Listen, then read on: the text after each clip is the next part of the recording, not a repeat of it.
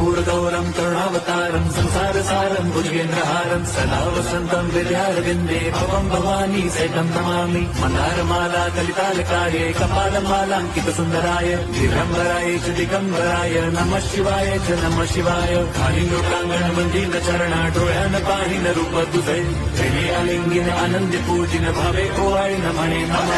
त्वमेव माता पिता त्वमेव बंधुश्च सखा त्वमेव विद्याधरणं त्वमेव सर्वं मम देवदेव। कायेन वाचा मनसेन्द्रियैर् वा बुद्ध्यात्मना वा प्रकृति स्वभावात् करोमि यद्यत् सकलं परस्मै नारायणायेति समर्पयामि। अच्युतं केशवं राम नारायणं कृष्णदामोदरं वासुदेवं हरिं श्रीधरं माधवं गोपिका वल्लभं जानकीनायकं रामचन्द्रं भजे।